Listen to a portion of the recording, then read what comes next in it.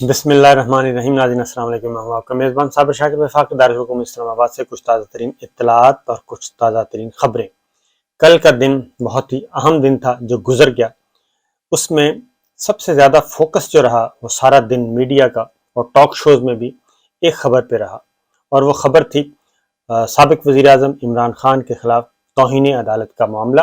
اور اسلام آباد high court کے لارجر بینچ نے ایک دن کی طویل بحث سننے کے بعد یہ فیصلہ کیا کہ ان پہ فرد جرم عائد کیا جائے گا۔ 22 ستمبر کی تاریخ مقرر کی گئی اور سارا دن وہ کیس ٹی وی پہ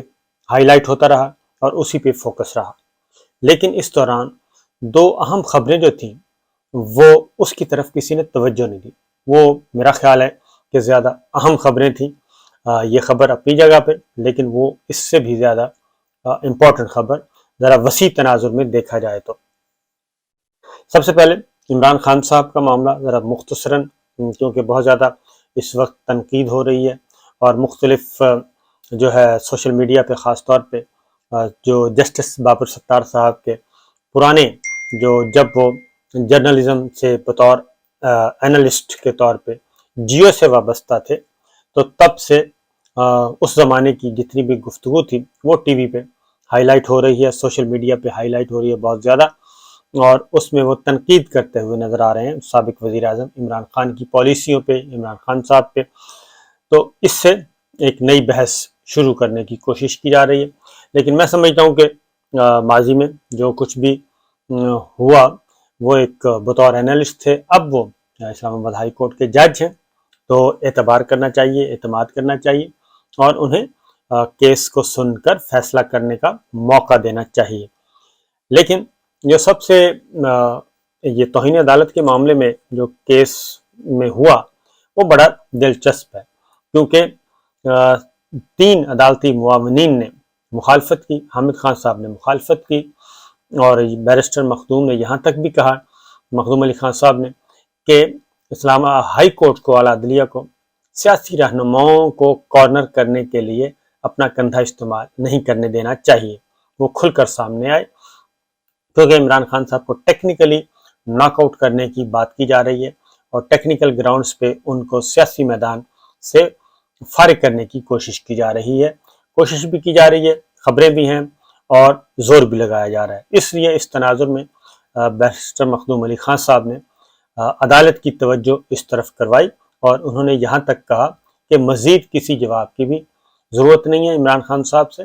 اور لفظ معافی جو ہے اس کا استعمال ہونا بھی کوئی ضروری نہیں ہے، جو جواب آیا ہے وہ کافی ہے۔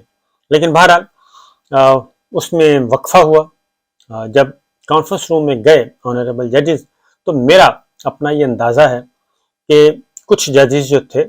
وہ ڈسپوز آف کرنا چاہ رہے تھے، اور کچھ ججز جو ہیں وہ اس سے مطمئن نہیں تھے۔ اس لیے بجائے اس کے کہ کوئی اختلافی فیصلہ آتا، تو یہ پھر ڈیسائیڈ ہوا کہ فی الوقت ہم فرد جرم کی طرف جاتے ہیں اور اس دوران دیکھتے ہیں کہ کیا ہوتا ہے، کیونکہ جو آرڈر لکھوایا گیا ہے 2 صفحے کا، اس میں اسلام آباد ہائی کورٹ نے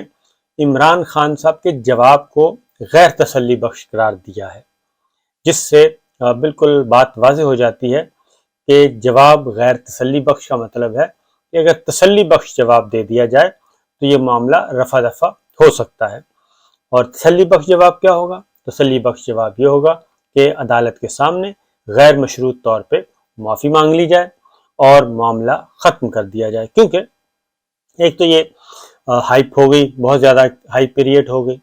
اور آپ کو معلوم ہے، میں نے آپ کو پہلے بھی بتایا تھا کہ ادارے جو ہیں اس وقت وہ بہت زیادہ پولیٹیکل پریشر میں ہیں، کیونکہ سیاسی جو کشیدگی ہے وہ انتہا کو پہنچی ہوئی ہے۔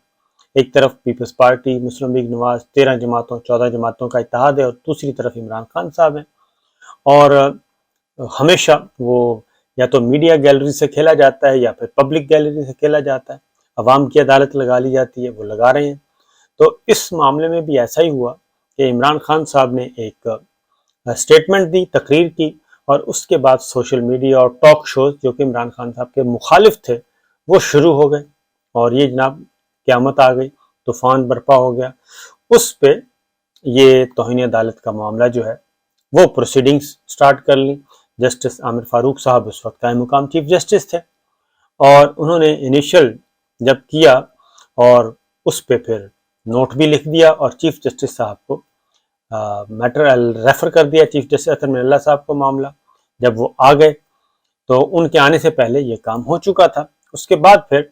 लार्जर बेंच बना और उन्होंने हेयरिंग की। 2 हेयरिंग के बाद ये चीज़ आ गई सामने। तो बहरहाल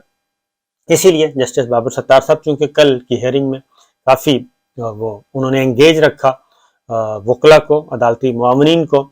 और बहुत ज़्यादा टफ क्वेश्चन भी दिए और कुछ मफरूज़ों की बुनियाद पे भी गुफ्तगू की, तो उस वजह से वो इस वक्त सोशल मीडिया की जीनत बने हुए हैं। लेकिन बहरहाल मैं अपनी उसी बात पे कायम हूँ कि अदलिया पे पूरा भरोसा करना चाहिए और अदलिया को पूरा मौका देना चाहिए, और वो किसी ना किसी नतीजे पे पहुंचेंगे, क्योंकि एक बहुत ज़्यादा हाइप क्रिएट हो गई, पॉलिटिकल प्रेशर अलग जगह पे था। इस दौरान अब अचानक वो कमरा अदालत में जब अदालती मुआवनीन ने भी अपोज कर दिया इस सारे मामले को, तो वो एक ऐसी सूरत हाल हो गई कि 50-50 मामला हो गया। तो मेरा ख्याल है कि उस मामले से वो 50-50 और गुमगू की कैफियत से निकलने के लिए ये 22 सितंबर तक मामला गया है और इस दौरान काफ़ी टाइम है। बहरहाल एक तो चीज़ ये हो गई, और मेरा अपना अभी भी यही ख्याल है कि ये मुकदमा जो है किसी ना किसी स्टेज पे आके ख़त्म हो जाएगा और ये आगे शायद ना जाए, और क्योंकि जवाब में बड़ा वाज़ेह तौर पे है कि जवाब तसल्ली बख्श नहीं है इमरान खान साहब का। बहरहाल हामिद खान साहब सीनियर मोस्ट कानूनदान हैं, उन्होंने ये सारा कुछ किया। उससे पहले मीटिंग भी हुई बनी गाला में, इमरान खान साहब से मुशावरत भी की और बड़ा सोच समझ के कदम फूंक कर कदम रख रहे हैं। और राइट ऑफ अपील जो है वो बहरहाल सुप्रीम कोर्ट की तरफ जाएगा मामला, और अभी देखते हैं कि इस दौरान क्या इस फर्द जुर्म आयद करने के मामले को सुप्रीम कोर्ट में चैलेंज किया जाता है या नहीं, क्योंकि ये ऑप्शन भी होता है कि इस मामले को सुप्रीम कोर्ट में चैलेंज कर दिया जाए और वहाँ से राय ली जाए, क्योंकि ये सारी चीज़ें आ चुकी हैं। बहरहाल इस दौरान एक और ख़बर आ गई, वो बड़ी दिलचस्प है। वो ये है कि जैसे ही इमरान खान साहब पे फर्द जुर्म आयद करने का फैसला किया गया, इलेक्शन कमीशन ऑफ पाकिस्तान से एक प्रेस रिलीज जारी हो गया फौरी तौर पे, और वो प्रेस रिलीज 5 बजे ये फैसला आता है और कोई 5:30-6 बजे के करीब वो इलेक्शन कमीशन ऑफ पाकिस्तान से वो जारी होता है जी कि ज़िमनी इंतखाबात मुलतवी कर दिए गए हैं। और मीटिंग पहले हुई, मीटिंग में सेक्रेटरी इलेक्शन कमीशन ने वो सारी चीज़ें रखी और उनको बताया गया कि इनका सैलाब आ चुका है और ये मसाइल हैं, और इस वजह से इमारतें नहीं हैं दस्तयाब, ट्रांसपोर्टेशन का मसला होगा, इलाके डूब गए हैं, तो ये इलेक्शन मुमकिन नहीं है, तो इसलिए इसको मुलतवी कर दिया जाए। अब जो मामला है वो ये है कि ये इलाके जो हैं जहाँ पे इलेक्शन हो रहा है, 90% इलाके हल्के जो हैं वो हैं जहाँ पे सैलाब वगैरह नहीं है, और सैलाब कोसों दूर है उनसे। कराची के 3 हल्के हैं, मुल्तान है, शेखुपुरा है, ननकाना है, मर्दान है, ये सारे, बहावल नगर है, यहाँ पे तो कोई ऐसा नहीं है मामला, पेशावर है। तो मामला क्या है फिर? चीफ इलेक्शन कमिश्नर साहब ने आनन फानन क्यों ये सारे मुलतवी किए और मनसूख कर दिए ज़िमनी इलेक्शन, और फिर किसी सूबाई हुकूमत ने भी अभी चिट्ठी नहीं लिखी कि भी सूबाई हुकूमत ने या डिस्ट्रिक्ट इंतज़ामिया ने कुछ चिट्ठी लिखी हो, वो भी रिकॉर्ड पे नहीं है, क्योंकि बिलअमूम ऐसा होता है कि सूबाई हुकूमतें या फिर डिस्ट्रिक्ट इंतज़ामिया जो है वो खतूत लिखती है, चिट्ठी लिखती है कि जनाब ये मामलात हैं, तो इन हालात में इलेक्शन नहीं हो सकते। बहरहाल तो ख़बरें 2 हैं, 2 ख़बरें हैं। नंबर 1 ये कि एक तो जैसे ही फर्द जुर्म आयद होने का फ़ैसला हुआ तो election commission of Pakistan, chief election commissioner, शायद उनके मुंह में कोई राल टपकी हो कि ये बहुत अच्छा चांस है, और लिहाजा क्योंकि इमरान खान साहब 9 हल्कों में इलेक्शन लड़ रहे हैं, तो उन्होंने गनीमत समझा होगा कि ये बहुत अच्छा चांस है, इलेक्शन पोस्टपोन कर देते हैं और हो सकता है इमरान खान साहब इस केस में रगड़े में आ जाएं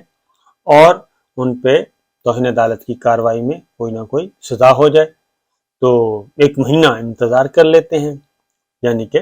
22 सितंबर और अक्टूबर की किसी तारीख में ये केस का फैसला हो जाएगा, लिहाजा इसको पोस्टपोन करते हैं और उसका इंतज़ार करते हैं। एक ये थ्योरी है, कॉन्स्पिरेसी थ्योरी, कि ये हुआ होगा, कि ये चांस ले लेते हैं और अगर इमरान खान साहब को हो गई सज़ा और वो डिस्क्वालीफाई हो गए तो उसके बाद हम शेड्यूल का ऐलान कर देंगे कि जनाब दोबारा से तरमीम शुदा शेड्यूल जारी कर देंगे। अब उसमें एक चीज़ आपको बड़ी टेक्निकल है, वो ये है कि फिर ये सवाल आएगा कि वो इमरान खान साहब डिस्क्वालीफाई हो गए,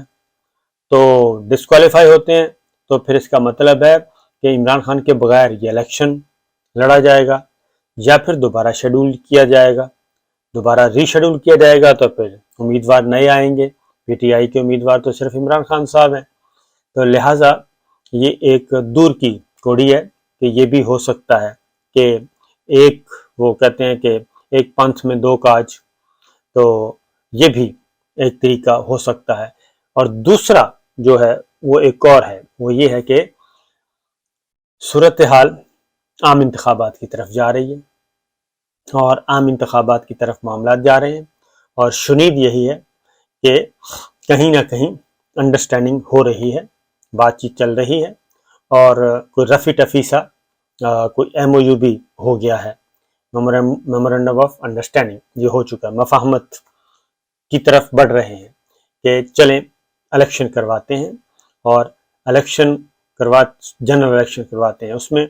पंजाब असम्बली और खैबर पख्तूनख्वा, सिंध असम्बली, ये सारी असम्बलियाँ, चारों असम्बलियाँ भी तोड़ दी जाएंगी और कौमी असम्बली भी।